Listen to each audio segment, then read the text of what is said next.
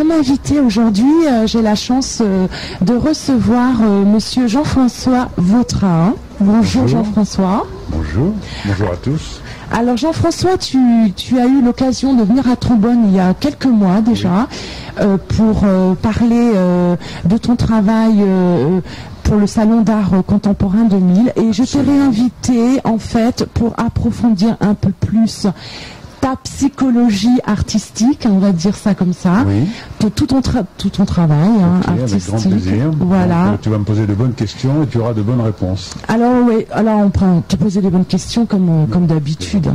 Et donc voilà. Alors ce qu'il faut savoir, c'est que Jean-François Vautrin donc a fait l'École nationale des beaux-arts de Nancy. Alors il a un multiple parcours. C'est un cursus. Bon, je vous le dirai pas tout parce que c'est très très long. Il est diplômé de l'ENSAT, section industrielle design. Il a travaillé à l'aménagement du pavillon Iran, Turquie, Pakistan, à l'exposition internationale d'Osaka au Japon. Enfin, bon, lui-même se présente. Etc. Voilà.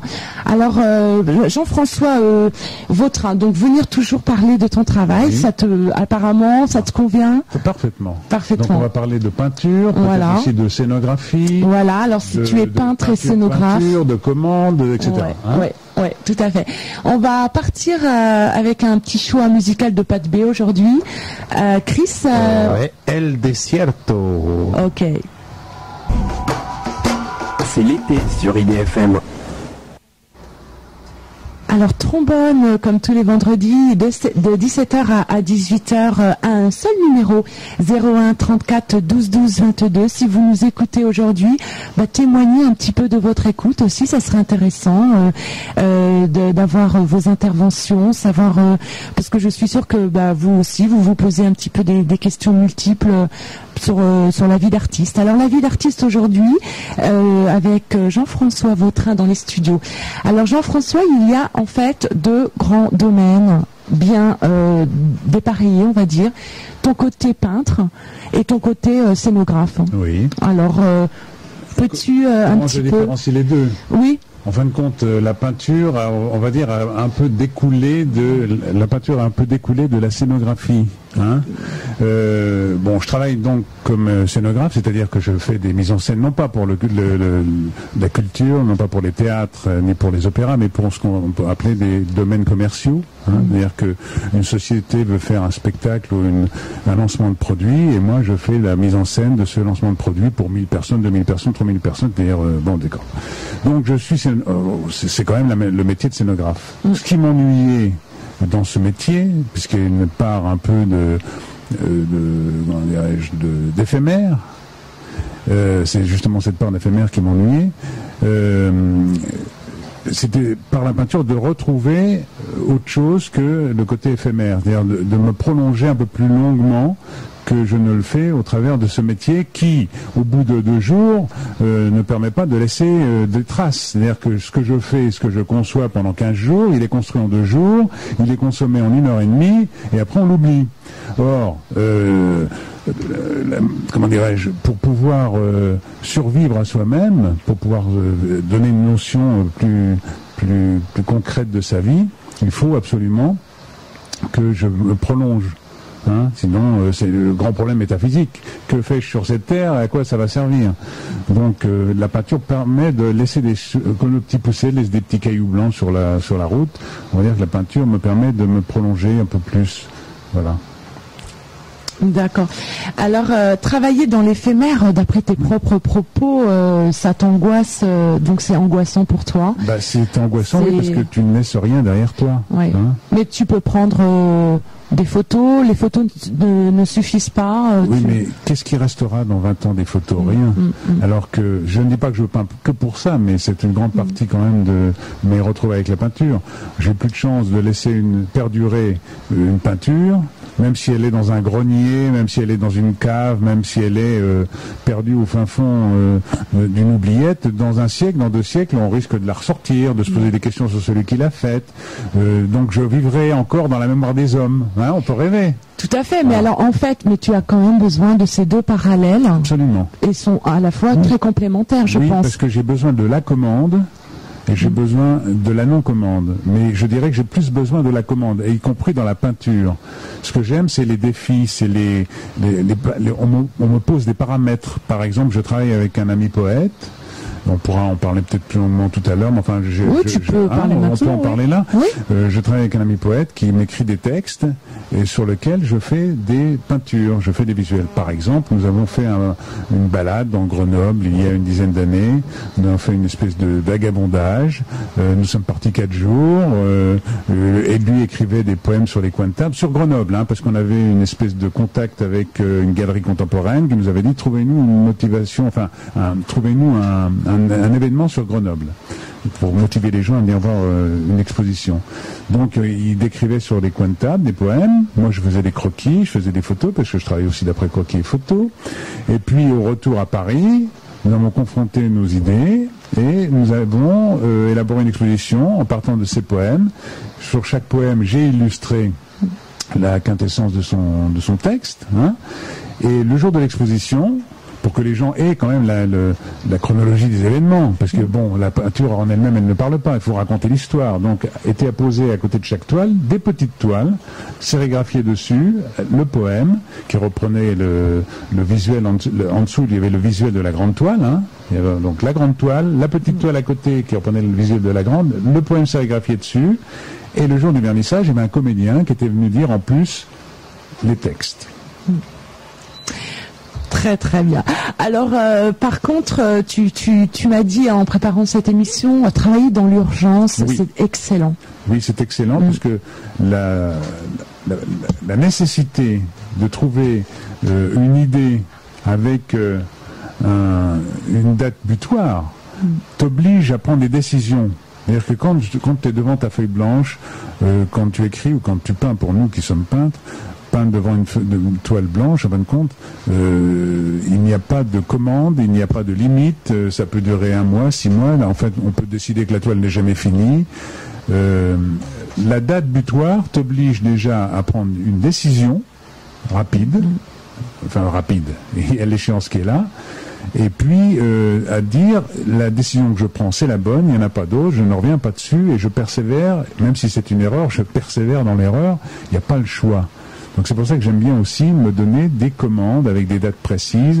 Je vais presque m'obliger, tu le sais puisque tu peins aussi, tu fais des salons, il y a des dates précises, on ne peut pas y échapper, il faut y aller.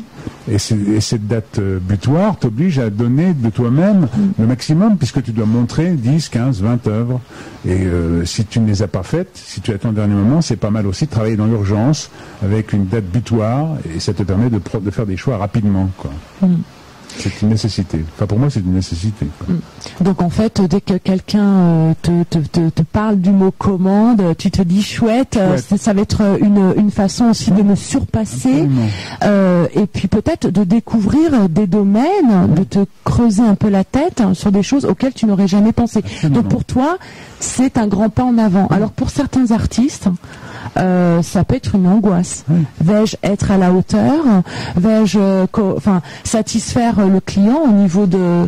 Bon, et peut-être c'est aussi avec la maturité. Tu as toujours fonctionné comme ça ou c'est avec le temps, la maturité que tu acceptes de plus en plus les contraintes J'ai toujours aimé les contraintes. D'accord, ça c'est intéressant. De par mon métier. Enfin, oublions la peinture 2 secondes. Mettons que quand j'ai une scénographie à réaliser, il y a des paramètres qui rentrent en jeu. Il y a le lieu, l'ouverture du cadre de scène, les éclairages, les produits vidéographiques qui vont servir d'appui, puisqu'il y a aussi en même temps que la mise en scène, les décors et la lumière, il y a des messages à faire passer sous forme d'images, plutôt des images sous forme de messages. Enfin, on fait comme on veut. Et c'est projeté avec des matériaux, enfin des supports, des matériels qui s'appellent la vidéo ou le diaporama dans le temps. Donc tout ça rentre en jeu dans la scénographie. Je ne suis pas libre de l'espace. J'ai un certain nombre de paramètres. Il y a des discours qui vont tenir. Donc il faut que les gens soient à un certain endroit. Il y a peut-être un coin talk show pour que les invités parlent entre eux. Il y a l'apparition du produit. Il y a les fumigènes. Il y a toute une scénographie. C'est un spectacle global. Donc tous les paramètres vont rentrer en jeu et je suis obligé d'en tenir compte. Ça, j'aime ce défi. Alors peut-être que cette rigueur, justement, dans ce travail de scénographe, t'aide dans ton travail de peintre. C'est-à-dire que donc quand j'ai ton book sous mes yeux, et c'est vrai que je trouve quand même c'est une peinture assez contrôlée, maîtrisée. Ce n'est pas les choses sont placées à tel endroit parce que ça a été décidé. Donc cette rigueur se retrouve dans ton travail de peintre. Alors est-ce que pour toi, un peintre doit-il ou il vaudrait mieux pour lui qu'il ait de multiples facettes parce que c'est plus enrichissant qu'un peintre qui passe sa vie enfermé. Comment toi tu penses que c'est une ouverture d'esprit, c'est un atout, c'est un plus en fait? Je pense que c'est un plus. Je pense que c'est un plus. Le peintre face à sa toile, en train de discourir entre lui et lui, la peinture qui ne renvoie qu'à sa peinture. Hein. C'est un discours récent. C'est un discours qui date du début du siècle. Jusque-là, les peintres, depuis le XIVe siècle, le XVe siècle, ont toujours fait des travaux de commande. C'était un consortium d'évêques, enfin je ne suis pas gentil avec eux, mais disons, c'était des évêques, des bourgeois, des nobles qui commandaient aux peintres des tableaux sur des thèmes précis, soit sur des scènes bibliques ou religieuses, soit sur des scènes en rapport avec leur vie intime, soit sur leur descendance, etc. C'était toujours des tableaux de commande. La vision du peintre qui ne peint que par rapport à sa propre création, c'est une réaction tout à fait récente.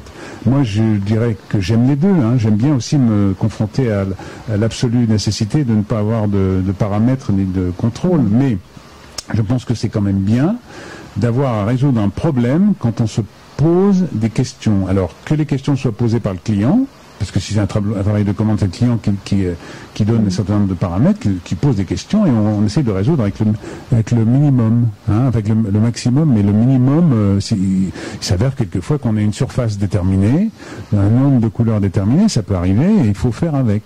Hein. Alors j'ai sous les yeux une photo qui date en fait d'une peinture de la façade du pavillon au Salon du Bourget en 1987. Alors par exemple pour un projet de ce type, peux-tu à l'avance dire à ton client éventuellement oui moi c'est faisable, je peux le faire en 42 heures ou comment le calcul du temps au niveau d'une heure artistique, ça c'est difficile à gérer parce qu'il y a le facteur du temps. C'est un travail à l'extérieur, je suppose, où tu travailles le décor chez toi. Comment tu procèdes? Là, c'est un cas particulier parce que vu l'envergure de la chose, on a loué une surface, un atelier à la porte Saint-Denis. Je ne l'ai pas peinte entièrement. Je me suis fait aider parce que c'était impossible. Donc il y a de la sous-traitance. Voilà, moi j'ai fait la maquette. Deux toiles 60 paysages côte à côte, hein, pour donner à peu près, donc ça faisait 2 mètres par 80 on va dire, et la maquette étant finie et acceptée par le client. Il y a eu des pré-maquettes, il y a eu ce qu'on appelle dans les métiers de la pub des refs, il y a eu des croquis, il y a eu des après je suis passé à l'exécution de 2 toiles en parallèle, c'est-à-dire parce que je voulais transporter ça facilement, donc j'avais mis 2 toiles dans le prolongement d'une de l'autre, et une fois que le client a accepté la facture, la manière dont j'avais réalisé l'illustration, la facture au niveau peinture. La facture élevée, tu veux dire? La facture au niveau pictural. La manière dont c'est fait. Nous sommes passés à l'agrandissement. Et là, comme les délais étaient très courts et il fallait, la date butoir étant l'ouverture du salon, il a fallu que je me fasse aider. Donc, il y a eu des peintres qui sont venus, qui sont spécialistes dans la fresque à grande échelle, qui font les affiches de cinéma, etc., qui ont donné un coup de main. Donc ça, c'est un cas particulier. Mais ça doit être quand même hyper intéressant. C'est passionnant. Parce que là aussi, il fallait prendre en compte les dimensions de la façade, les dimensions intellectuelles de la chose. C'est-à-dire que fallait-il montrer? Pendant combien de temps ce décor est resté sur le Salon du Bourget où il est encore 15 jours. Là aussi, nous sommes dans l'éphémère. Là, c'est incroyable. Donc c'est entre la toile qui dure et le boulot de scénographie. Et alors après ce décor, il rentre, il revient au client. Non, il est au client, hein, ça lui appartient, il peut le découper, en faire des petits châssis, avoir des petites toiles chez lui qui reprennent des petits morceaux, il peut distribuer ça à qui il veut, ça ne m'appartient plus. Et tu fais aussi dans ce même pavillon, je crois, une réalisation d'une fresque intérieure. Une commande, c'était une fresque qui retraçait un peu l'histoire des satellites du CNES. Bon, c'est un peu particulier. Ce qu'il faut dire un petit peu aux auditeurs, c'est que tu as quand même eu au début un petit peu de ta carrière d'artiste une période de hyper réalisme, oui. Comme tu me le disais. Alors, c'est parce que quand j'ai renoué avec la peinture dans les années 80, en fin de compte, j'avais continué à peindre pendant les périodes antérieures. J'avais jamais cessé de peindre, mais je peignais des petits formats. Et un jour, j'ai un copain rédacteur-concepteur qui s'appelait, on peut le citer, Michel Rivelin, qui était un bon ami, qui avait une commande d'une agence de publicité et qui devait trouver un visuel pour le salon du prêt-à-porter féminin. Et ce visuel, j'avais décidé de le faire en grand format pour des questions de facilité. Donc c'est là que j'ai découvert la grande surface, c'est-à-dire la grande surface au sens de la surface à peindre, et non pas de la grande surface pour acheter des toiles.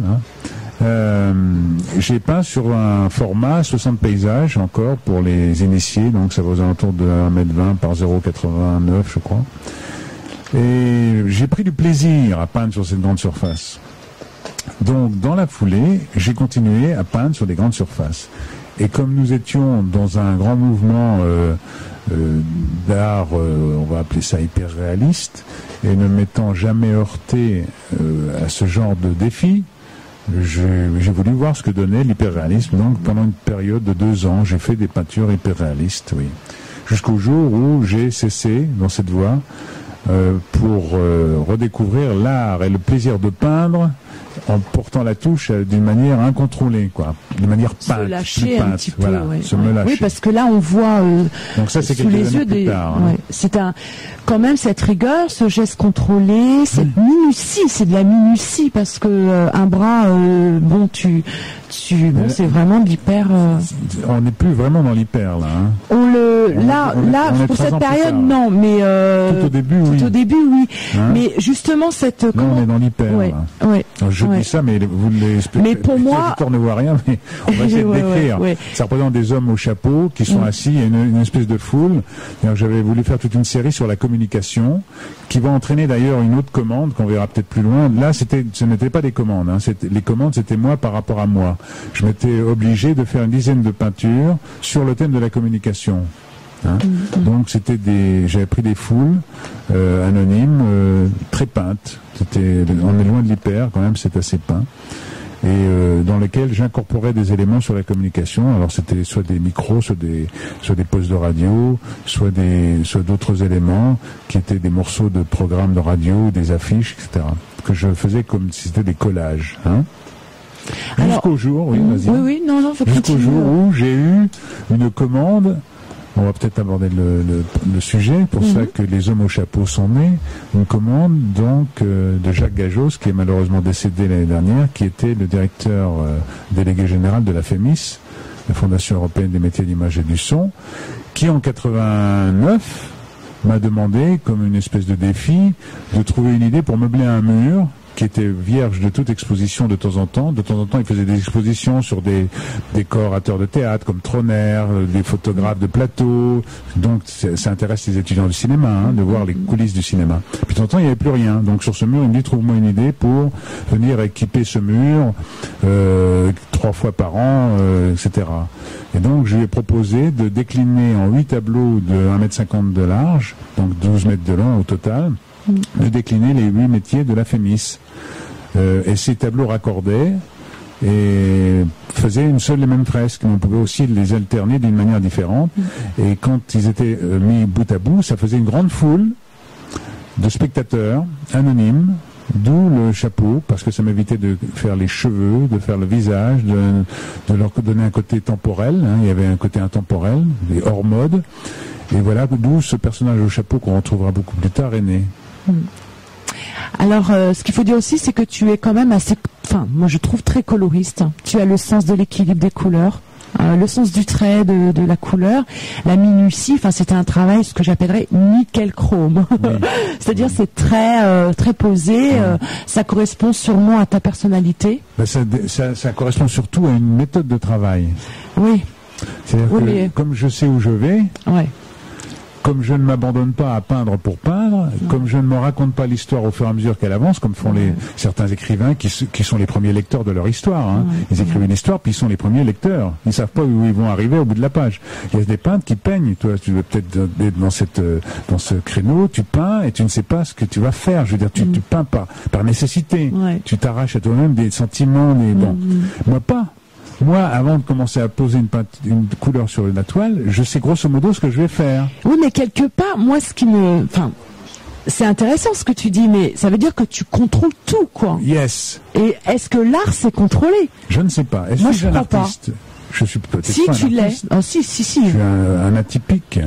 Non, mais tous les artistes sont atypiques, mais dans ta démarche, c'est que tu contrôles tout, tu sais à l'avance tout, pratiquement. Pas tout, hein, on va dire 60% de ce que je veux faire, je le fais. D'accord, mais est-ce que par moment, tu as des grandes rages, genre, par exemple, une émotion qui tournoie, qui tourne en toi, comme ça, et là, c'est le lâcher-prise total. Et puis tu as envie de te jeter vraiment et de plus rien contrôler, faire le vide dans ton esprit et laisser ton corps parler. Est-ce que ça t'arrive? Alors je le fais. Alors je vais te raconter 2 anecdotes. Une première anecdote, on va parler Magritte un peu avant, et puis je te raconterai la deuxième anecdote après.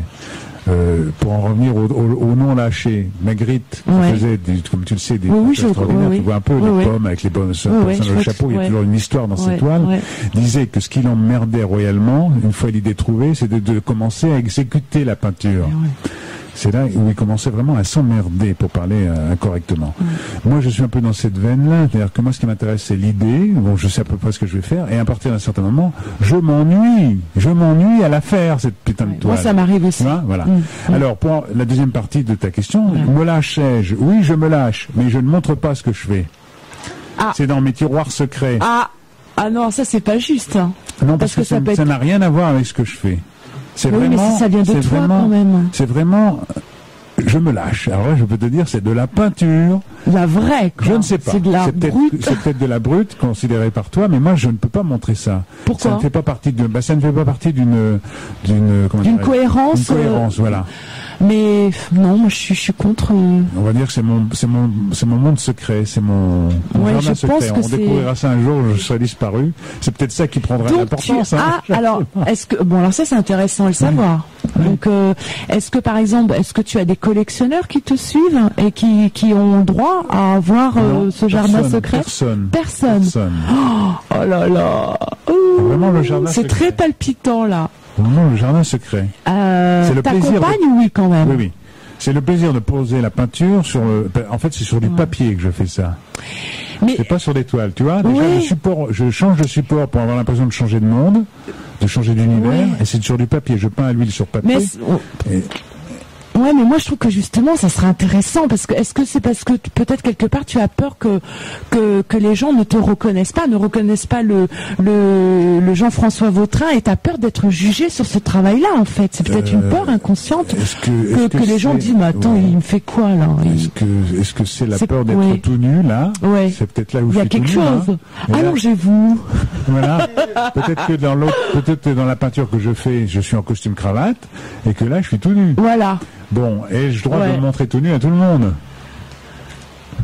Voilà la question. Mais l'art, c'est aussi pas provoquer, mais c'est être vrai quand même. Aussi, je suis vrai. L'authenticité. Je suis vrai aussi dans l'autre, mais c'est un vrai pensée. Ah, c'est marrant. Hein alors que l'autre, c'est un vrai non pensé. En fin de compte, c'est un cri primal que je crie, que je fais sur le papier. Est-ce que j'ai le droit d'infliger à tout le monde un cri primal? Ou est-ce que j'ai plus le droit quand même de disserter, de dire des choses un peu construites, non? Je suis pas un parleur au sens, je sais pas, même au amoureux du verbe, je sais pas bien parler, hein. Je fais des fautes de français quand je parle, etc. On doit s'en rendre compte. Mais j'ai pas le droit non plus de dire n'importe quoi ni n'importe comment. J'essaye de faire des efforts. Bon. Quand je peins, j'essaye aussi de faire des efforts. Pour dire ce que j'ai à dire. Non? Oui, mais en tous les cas, toi, tu te poses la question, et c'est bien, moi je trouve, mais est-ce que j'ai le droit de montrer, par exemple, j'ai eu telle ou telle angoisse, ça ne regarde personne, c'est ma vie privée. Alors que moi, par exemple, moi je me pose jamais cette question, c'est-à-dire que la seule question que je me pose, c'est mais pourquoi, par moment, Pourquoi? C'est bizarre ce métier quand même, de vendre ses émotions. C'est cette question-là que moi je me poserais. Maintenant, les gens sont pas obligés de regarder ton travail ou je sais pas. C'est très très complexe tout ça. On va partir en musique et on va continuer chaleureusement parce que c'est très intéressant. Alors un numéro 01 34 12 12 22. Vous qui nous écoutez aujourd'hui, osez intervenir. Le lâcher prise.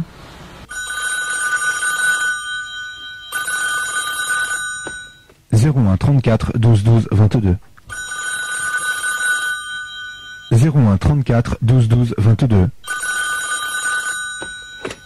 Hello, trombone avec Mr. Jean-François Vautrin, donc grand artiste de ce siècle.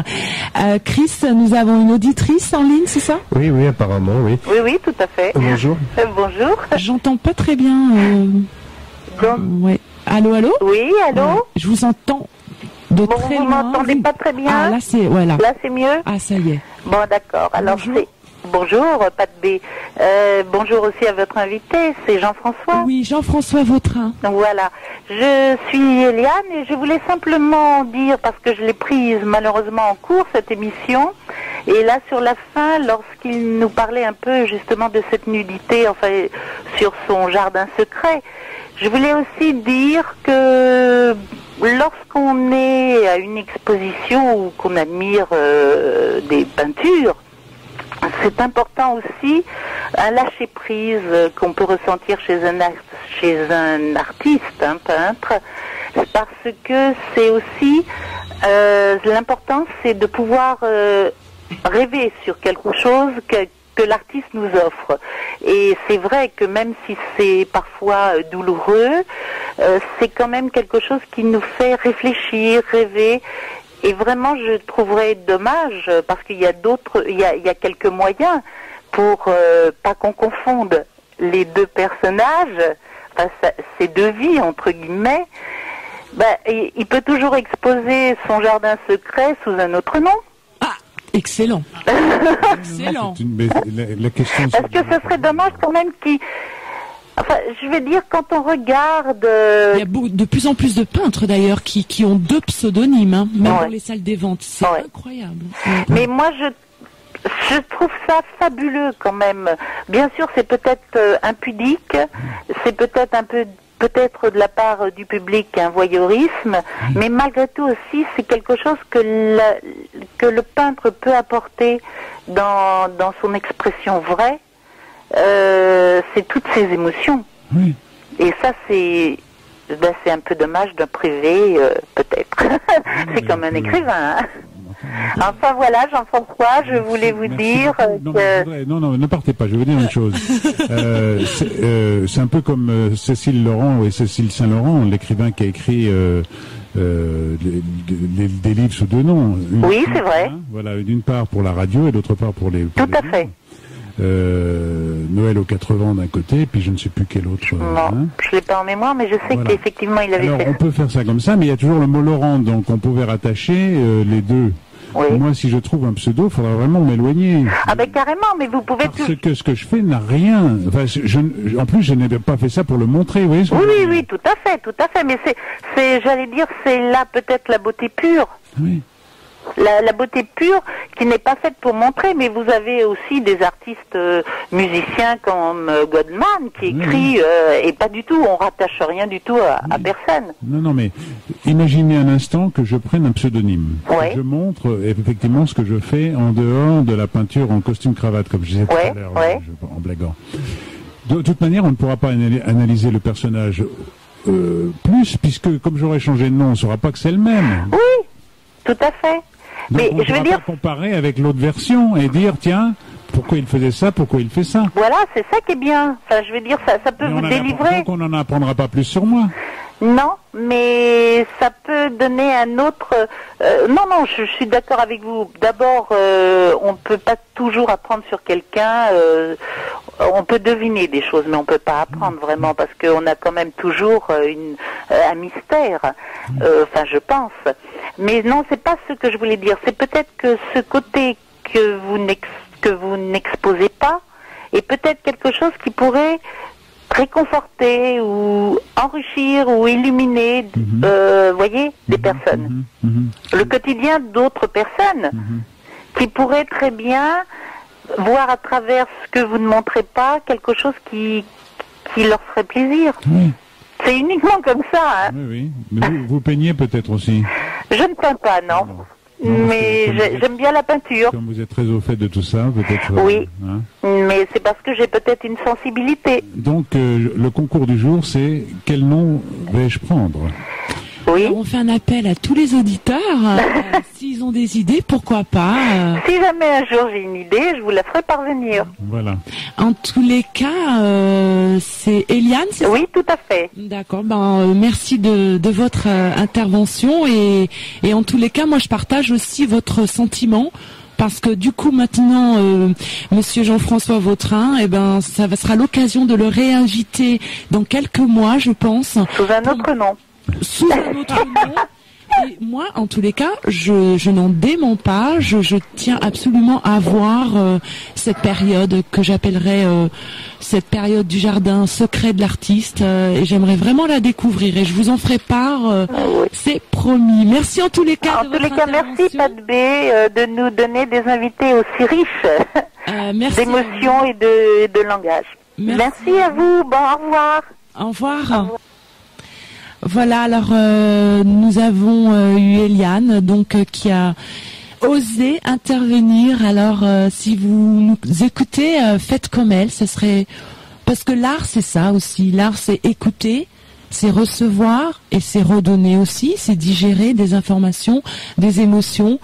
Donc vous avez la chance aujourd'hui d'entendre un des multiples artistes et je trouve que pour le remercier aussi de son courage de témoigner de ses émotions, une intervention ou plusieurs seraient les bienvenues. Alors Jean-François Vautrin, donc c'est passionnant en fait parce que en fait au fil de la conversation on découvre beaucoup de choses cachées et non cachées. Mais c'est ça le but d'une radiothérapie peut-être là. Une radiothérapie, oui, mais l'art est une thérapie en soi. Oui, déjà. Et alors donc en fait, alors il y a le domaine de la commande, il y a le domaine de la peinture, il y a des sous-ensembles, dans la peinture il y a des choses que tu ne veux pas montrer. Oui. Mais je pense qu'on va peut-être découvrir plus tard, je pense. Peut-être avec les années, les choses peuvent changer. Oui. Moi, ce que je voulais te poser au niveau des expositions dont tu participes, comment tu reçois est-ce que tu trouves que l'artiste est toujours mis en valeur? Alors j'ai un peu plusieurs questions. Moi, il y a quelque chose qui me dérange toujours, je trouve ça toujours très incohérent. Malheureusement, c'est de faire toujours payer l'artiste pour exposer. Ça, c'est quelque chose, je réfléchis de plus en plus et je me dis, mais moi, ça me choque quelque part. Parce que, en fait, à l'heure actuelle, pour être artiste, les artistes qui font partie de familles riches ou de familles aisées, qui ont des gens qui les soutiennent, sont des chanceux parce qu'ils peuvent obtenir des places dans des grands salons, ils peuvent avancer au niveau de leur carrière artistique. Mais parallèlement, il y a il y a un décalage aussi. Il y a beaucoup d'artistes qui n'ont même pas un copec, donc qui ne se présentent pas. Et alors les squats s'ouvrent. Moi, cette disparité, tout ça, pourquoi à l'heure actuelle, à la veille de l'an 2000, on fait payer un artiste? Ça, j'ai du mal à comprendre. Pourquoi on pourrait pas trouver plutôt un système de formule? L'État prêterait des locaux, une espèce de solidarité humaine, artistique. Et si l'artiste vend, dans ce cas-là, il peut reverser. Mais combien d'artistes se sont pour eux font des concessions, parce que ce qu'il faut savoir c'est que des grands salons ça coûte très cher le mètre carré, donc ils font beaucoup d'économies, des jeunes artistes, et puis au bout du compte on leur garantit aucune vente. Qu'est-ce que tu penses? Moi j'aimerais bien savoir cette démarche de l'artiste paye d'abord. Enfin, c'est un truc. Alors, tu es en train de nous décrire un manifeste, là, on va tous signer des deux mains. Ouais, moi je suis contre. Moi, je sais évident, pas. Je suis pas d'accord. Le problème, c'est que, bon, je veux pas me faire la guerre aux galeristes, mais il y a encore quelques 60 ans, je sais pas, à peu près, un galeriste, c'était quelqu'un qui prenait en charge un peintre. Comme Henri Kahnweiler, par exemple, ouais. Qui le nourrissait. Voilà.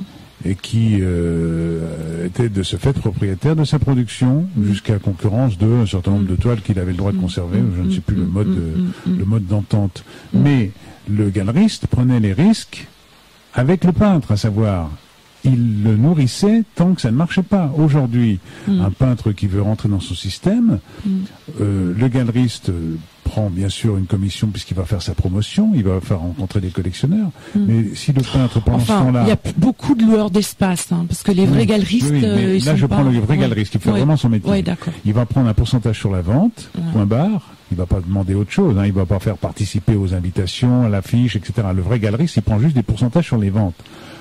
La seule lacune, c'est que il n'y aura pas de retournement de situation, à savoir que le peintre qui ne expose pas chez lui pendant le laps de temps où il produit n'est pas nourri par le galeriste. C'est le drame. Hein? Il n'y a pas de subvention sous cette forme auprès du peintre. Un peu comme il y a pour les gens du spectacle, par exemple, le chômage, les intermittents du spectacle. Mais il paraît que ça va encore rechanger. Oui, pour l'instant, on sait très bien qu'ils ont fait leur nombre d'heures. Et ben, ils sont au chômage, qui leur permet de présenter, de proposer, de préparer un autre spectacle. Le système, ça devrait exister, on pourrait dire, pour les peintres. Ils devraient être payés jusqu'à quoi. On n'a aucune protection. C'est incroyable, quoi. C'est-à-dire que... Alors, ok, il y a pour ceux qui sont chanceux, les collectionneurs. Alors ça oblige le deuxième métier, ça oblige le deuxième métier comme moi. C'est-à-dire que pour ne pas crever de faim, il faut que je mange. Pour manger, il faut que je travaille. Et dans un métier alimentaire, enfin dans un domaine professionnel qui me permet de subvenir à mes besoins. Donc, j'ai cette chance de concilier les deux. C'est-à-dire que mon deuxième métier n'est pas éloigné du tout du premier, la peinture et la scénographie. Mais il y a des gens qui vendront des boutons de chemise, qui feront de la peinture simplement pour subvenir. Il y en a d'autres qui ont plus de chance, qui sont professeurs de dessin. Il y en a plein, on en connaît. Professeurs de sculpture, qui ont une œuvre personnelle à côté, mais qui enseignent. Le drame, il est là. Comment un peintre qui n'a pas de second métier peut-il subvenir à ses besoins? Comment peut-il survivre? Donc il n'y a pas de solution. Et dire que l'État donnerait une subvention, ça va faire de l'art officiel. Non? Entre guillemets. Oui, mais moi je sais pas, souvent je rêve comme ça, je me dis mais alors moi il y a des fois il y a des choses qui me révoltent, je me dis moi je m'en fous, je sors de chez moi. J'appelle tous mes potes, peintres, sculpteurs, et tous les dimanches, on s'accroche le tableau comme ça dans le dos, tu sais, comme un sac à dos, et on marche dans les rues et on se fait connaître, et si des gens sont intéressés, viennent, une espèce de vraie interactivité, et pourquoi pas? Pourquoi l'art, on doit toujours attendre le jour J d'une exposition? Alors, et pendant ce temps-là, entre deux expositions, le peintre, il vit comment? Voilà. Alors moi, des fois, j'ai envie de créer. Je suis peut-être un petit peu, je sais pas. Il y a des choses comme ça mais c'est vrai que j'ai eu une idée. Je me dis, mais pourquoi là, aujourd'hui, je sors pas de chez moi. Je pourrais sortir de chez moi avec un tableau accroché comme un sac à dos. Sandwich. Redécouverte de l'homme sandwich. Voilà. J'appelle tous mes potes, je vous propose ça, on se fait une grande balade, mais une balade instructive, même il y a mes voisins, ils savent même pas que je suis peintre. Tu vois, mais que l'art soit dans la rue, que l'art bouge, que toujours ces trucs toujours organisés, à leur feuille d'inscription, telle dimension, alors tant, déjà faut payer. Tu vois, ça me... C'est dans des lieux bien déterminés, dans des... on ferait des circuits, on se dirait tiens, tous les... Ça sacralise l'art d'ailleurs. Moi j'aimerais faire ça. T'as déjà remarqué dans un musée, les gens baissent d'un ton quand ils